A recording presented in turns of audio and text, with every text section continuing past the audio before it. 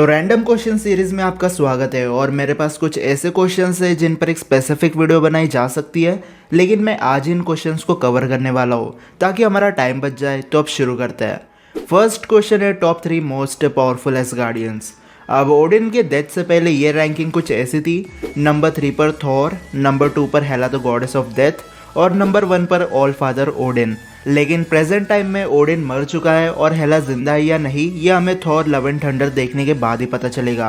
अभी जो सबसे पावरफुल एसगार्डियन है वो है नंबर 3 पर लेडी सिफ, क्योंकि वो एसगार्ड की बेस्ट फीमेल वॉरियर थी और रैग्नारोक के टाइम पर वो एसगार्ड में नहीं थी, जिसका मतलब अभी भी वो जिंदा है। नंबर 2 पर है वैल्करी जो अभी एसगार्ड की क्वीन है और नंबर 1 पर है गॉड ऑफ थंडर थॉर।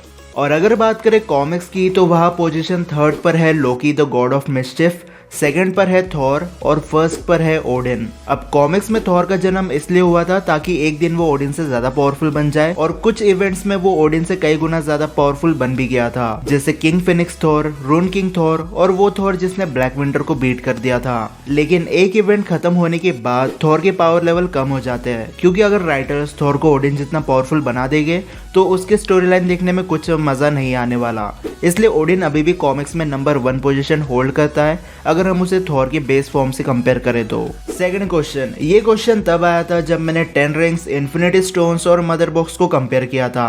तो यहाँ लिखा है कि डार्क साइड को प्लेनेट डिस्ट्रॉय करने के लिए मदर बॉक्स की जरूरत नहीं है और जो पावर इन्फिनिटी स्टोन्स में है वो डार्क साइड के पास भी है। अब जिस डार्क साइड को हमने स्नाइडर कट में देखा था वो प्लैनेट्स को तो डिस्ट्रॉय कर सकता है, वो भी बिना मदर बॉक्स के, पर उसके पास टाइम मैनिपुलेशन पावर नहीं है। ना ही वो पावर स्टोन की तरह एक टच से पूरे प्लैनेट को डिसइंटीग्रेट कर सकता है और ना ही वो सोल को मैनिपुलेट कर सकता है या रियलिटी को चेंज कर सकता है। इसलिए जो पावर इन्फिनिटी स्टोन्स के पास है वो एबिलिटी डार्क साइड के पास नहीं है।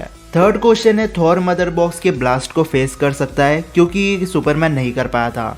वैसे जब मदर बॉक्स ब्लास्ट हुआ तब सुपरमैन के चिथड़े उड़ गए थे, जबकि सुपरमैन डीसीईयू का सबसे ड्यूरेबल कैरेक्टर में से एक है। बस अकेला फ्लैश था जो इस धमाके से सरवाइव कर गया था क्योंकि तब वो फेजिंग कर रहा था। बट थॉर की ड्यूरेबिलिटी सुपरमैन के लेवल जितनी है और क्योंकि थॉर एक फिजिकल बीइंग है इसलिए ब्लास्ट से मुझे नहीं लगता कि वो सरवाइव कर पाएगा।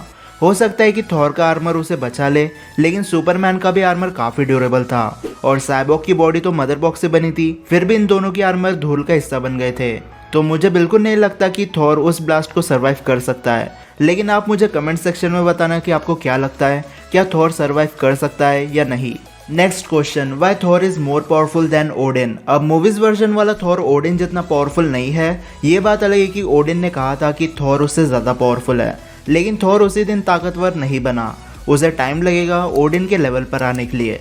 ओडिन ने एक टाइप से थॉर को मोटिवेट करने के लिए बोला था, लेकिन ये बात भी सच है कि फ्यूचर में थॉर ओडिन से भी ज़्यादा पावरफुल बनने वाला है। और रही बात कॉमिक्स की, तो कॉमिक्स में ओडिन खुद चाहता था कि उसका बेटा उससे ज़्यादा पावरफुल हो, इसलिए मदर अर्थ ने थॉर को जन्म दिया। और ओडिन इसलिए ऐसा चाहता था कि थॉर पावरफुल बने क्योंकि उसे थॉर के जरिए रैग्नारोक साइकिल को खत्म करना था, जो थॉर ने आगे जाकर किया भी था। अगला क्वेश्चन है वैल्करी को अपना पेगासस मतलब उड़ने वाला घोड़ा कहाँ से मिला।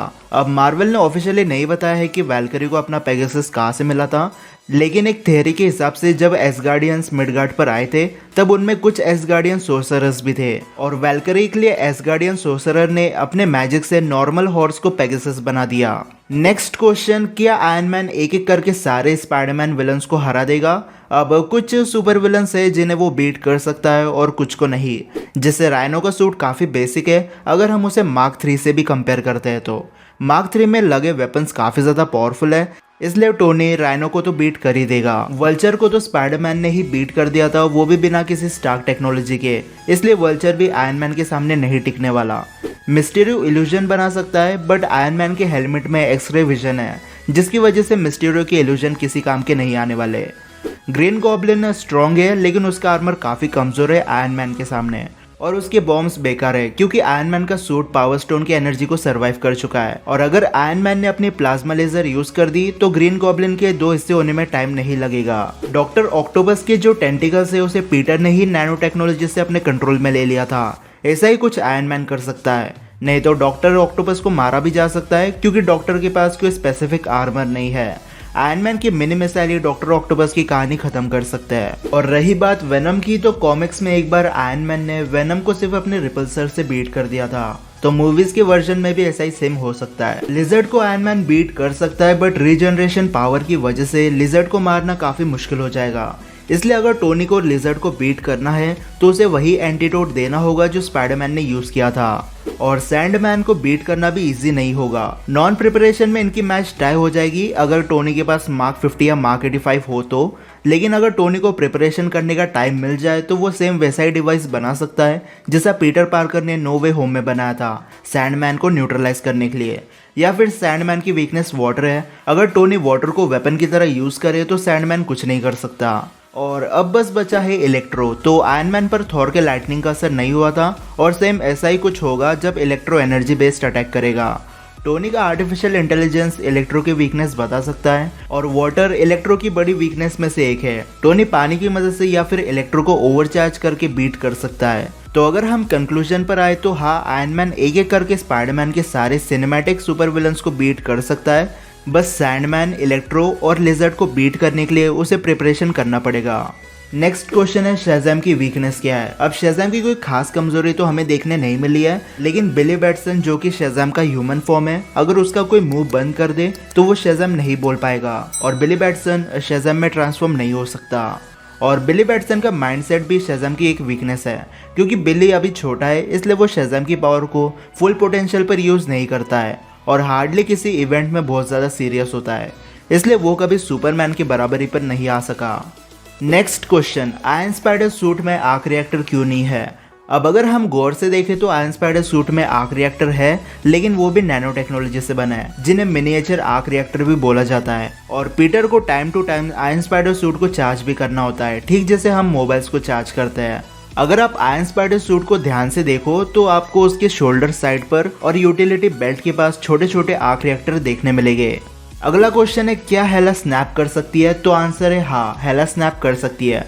हेला की रीजनरेशन पावर मैजिक पर काम करती है, ना कि हल्क की तरह फिजिकली। इसलिए अगर हेला स्नैप करती है तो एसगार्ड की वजह से वो अपने आप मैजिकली हील हो जाएगी। नेक्स्ट क्वेश्चन है, क्या आयरन मैन जिंदा हो सकता है। तो हाँ, आयरन मैन को जिंदा किया जा सकता है, लेकिन उसके लिए पास्ट में जाकर टाइम स्टोन को प्रेजेंट में लाना पड़ेगा, क्योंकि प्रेजेंट टाइमलाइन का स्टोन डिस्ट्रॉय हो चुका है। पर टाइम स्टोन से टोनी को जिंदा किया तो उसके साथ स्नैप भी रिवर्स हो जाएगा, जिसकी वजह से थैनोस और उसकी आर्मी फिर से जिंदा हो जाएगी। अगला क्वेश्चन है, एमसीयू में इमॉर्टल कौन है। अब एमसीयू में दो टाइप्स के इमॉर्टल होते हैं। फर्स्ट, जो बूढ़े होकर नहीं मरते, और सेकेंड, ट्रूली इमॉर्टल बींग्स जो एज होकर कभी नहीं मरेंगे, लेकिन साथ में उन्हें मारा भी नहीं जा सकता। फर्स्ट कैटेगरी में आते हैं Eternals, frost giant, dark elf, Thor और सेलेस्टियल, जो हजारों और लाखों साल जी सकते हैं, लेकिन इन्हें मारा भी जा सकता है। जैसे फ्रोस्ट जायंट और डार्क एल्फ को एसगार्डियंस ने मारा था, जबकि वो लाखों सालों से जी रहे थे। इटर्नल्स में एजैक और गिलगामेश को डेविएंट्स ने मारा, ईगो द लिविंग प्लेनेट को गार्डियंस ने, और थॉर भी मारा जाता अगर कैप्टन म्यूनर फेंक के नहीं मारता तो। लेकिन जो ट्रूली इमॉर्टल बीइंग है वो है डोरमामू, जिसे मारना इम्पॉसिबल है, क्योंकि उस पर स्पेस और टाइम का कंसेप्ट अप्लाई नहीं होता है। और रैग्नारोक साइकिल से पहले सर्टर भी इमॉर्टल था, क्योंकि सर्टर की किस्मत में डेथ नहीं लिखी थी जब तक एसगार्ड में रैग्नारोक साइकिल कंप्लीट ना हो जाए। लेकिन अब सर्टर एसगार्ड को डिस्ट्रॉय कर चुका है, तो अब कोई भी उसे मार सकता है। अब जिन सेलेस्टियल को हमने इटर्नल्स में देखा था वो भी ट्रूली इमॉर्टल नहीं है, क्योंकि हमने एक पहले डेड सेलेस्टियल को देख रखा है, जिसे आज की डेट में नोवेयर कहा जाता है। नेक्स्ट क्वेश्चन, एसगार्ड डिस्ट्रॉय होने के बाद सर्टर का क्या हुआ। बेसिकली सर्टर वहां से टेलीपोर्ट हो गया था वापस अपने रियलम में। कुछ लोग ये कहते हैं कि सर्टर भी वहां मर गया था, लेकिन ऐसा नहीं है। अगर एसगार्ड डिस्ट्रॉय होने से सर्टर की मौत होती तो सर्टर एसगार्ड कभी डिस्ट्रॉय नहीं करेगा। अब हो सकता है कि थॉर 4 में हमें सर्टर फिर से देखने मिले। अगला क्वेश्चन है कि एमसीयू में कोई ऐसा है जो जीन ग्रे को बीट कर सकता है। अब जीन ग्रे अपने आप में काफी पावरफुल है, स्पेशली तब जब फिनिक्स उसे अपना होस्ट बना लेती है। जीन अकेले एक्समैन टीम से ज्यादा पावरफुल है और एपोक्लिप्स को तो उसने बड़ी आसानी से बीट कर दिया था। लेकिन एमसीयू में 2-3 कैरेक्टर्स है जो इसे बीट कर सकते हैं। जैसे डॉक्टर स्ट्रेंज, वो एक सोर्सरर सुप्रीम है, तो वो जीन ग्रे को बीट कर सकता है, उसे डायमेंशन में ट्रैप कर सकता है या फिर कोई भी भारी भरकम स्पेल यूज कर सकता है। फिर डोरमामू भी जीन ग्रे को बीट कर सकता है, क्योंकि डोरमामू भी कभी मरने नहीं वाला। और सेलेस्टियल, जिन्हें हम इटर्नल्स में देख चुके हैं, वो भी जीन को बीट कर सकते हैं। Next question, make a video on rocket raccoon weapons. यही एक्सप्लेन कर देता हूँ, अलग से वीडियो बनाने की जरूरत ही नहीं है। तो फर्स्ट वेपन एक बॉम्ब है, जिसे रॉकेट ने सोवरन से चुराई हुई बैटरी से बनाया था और बाद में इसी बॉम्ब से ईगो का भेजा उड़ा दिया। दूसरा वेपन है लेज़र कैनन। ये वेपन बंदूक जैसा दिखाई देता है, लेकिन इसमें से इलेक्ट्रिक के बॉल्स निकलते हैं। रॉकेट ने इसे स्टार लॉर्ड को पकड़ने के लिए इस्तेमाल किया था वॉल्यूम 1 में। थर्ड वेपन है कोलैप्सिबल ब्लास्टर। इसे रॉकेट ने वॉल्यूम 2 के फाइनल बैटल में चलाया था और ये मशीन गन की तरह काम करती है। फोर्थ वेपन है गैटलिंग ब्लास्टर। ये गन रॉकेट ने वॉल्यूम 2 की स्टार्टिंग में इस्तेमाल की थी, जब ग्रूट डांस कर रहा था और बाकी गार्डियंस स्पेस मॉन्स्टर को मार रहे थे। और फिफ्थ नंबर पे 2 वेपन्स है जिनका नाम है केट और विकी।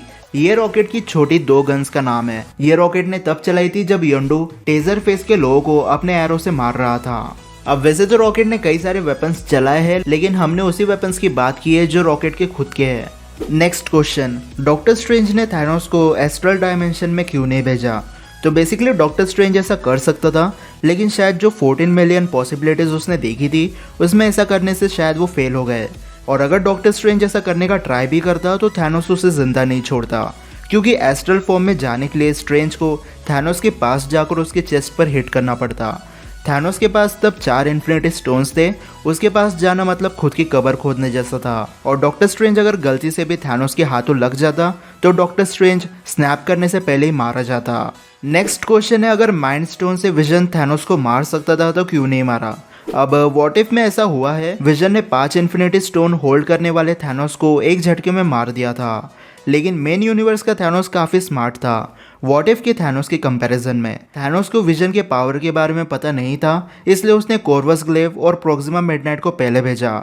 लेकिन स्टैब करने के बाद विजन वैसे ही कमजोर हो गया था। विजन चाहता तो आखिर में थैनोस को मार सकता था, लेकिन तब इम्पोर्टेंट था हाफ पॉपुलेशन को बचाना, ना कि थैनोस को मार देना। और विजन अगर अपनी टूटी फूटी हालत में फाइट करता भी तो थैनोस उसे मार सकता था, इसलिए विजन ने माइंड स्टोन डिस्ट्रॉय करने का सोचा, ना कि थैनोस को बीट करने का। नेक्स्ट क्वेश्चन, हिंदू माइथोलॉजी में वज्रा स्ट्रॉन्गेस्ट मेटल है। अब हिंदू माइथोलॉजी के बारे में मुझे ज़्यादा नॉलेज तो नहीं है, लेकिन वज्रा जो है वो एक वेपन है जो इंद्रा यूज़ करता है, ठीक जैसे थॉर अपना म्यूनर इस्तेमाल करता है। वैसे हिंदू माइथोलॉजी में वज्रा जो वेपन है वो 8th पोजीशन पर है। 7th पर है भर्गवस्त्र। ये एरो था जो पूरे प्लेनेट को डिस्ट्रॉय कर सकता है। 6th पर है नारायण अस्त्र। बेसिकली एक शील्ड टाइप वेपन था जिसे फेंकने पर कई सारे स्वॉर्ड्स इससे बाहर निकलते थे, ठीक जैसे हेला अपने बॉडी से वेपन मैनिफेस्ट करती है। 5th पर है ब्रह्माशिरा जो वज्रा से 5 टाइम्स ज़्यादा पावरफुल है। 4th पर है ब्रह्मानंद अस्त्र जो ब्रह्मा के ब्रह्मास्त्रों को भी न्यूट्रलाइज कर सकता है। 3rd पर है पुष्पपत्र। यह वेपन लॉर्ड शिवा और विष्णु दोनों का है। 2nd पर है सुदर्शन चक्र जो लॉर्ड विष्णु का है, और लॉर्ड कृष्ण ने भी एक बार कहा था कि अगर महाभारत में वो अपना सुदर्शन चक्र यूज करते तो महाभारत की लड़ाई एक दिन में ही खत्म हो जाती। और हिंदू माइथोलॉजी का first and most powerful weapon त्रिशूल है जो लॉर्ड शिवा का है। ये पावरफुल इसलिए क्योंकि अगर लॉर्ड शिवा किसी को इसे फेंक कर मारे तो इसे बीच में रोका नहीं जा सकता, फिर इससे फर्क नहीं पड़ता कि सामने वाला कितने बड़े लेवल का क्रिएचर है। और इसी रैंकिंग के साथ आज के रैंडम क्वेश्चंस भी यही खत्म हो जाते हैं। अब अगर आपके पास कोई क्वेश्चंस हो तो मुझे कमेंट सेक्शन में ज़रूर बताना, ताकि मैं नेक्स्ट टाइम उस पर वीडियो बना पाऊँ। और अब अगर आपको वीडियो पसंद आई होगी तो इस वीडियो को लाइक और शेयर करना बिल्कुल मत भूलना, और चैनल को सब्सक्राइब कर देना ऐसी वीडियो देखने के लिए। तो फिलहाल के लिए इतना ही। अब मैं मिलता हूँ आपसे अगले वीडियो में, तब तक गुड बाय।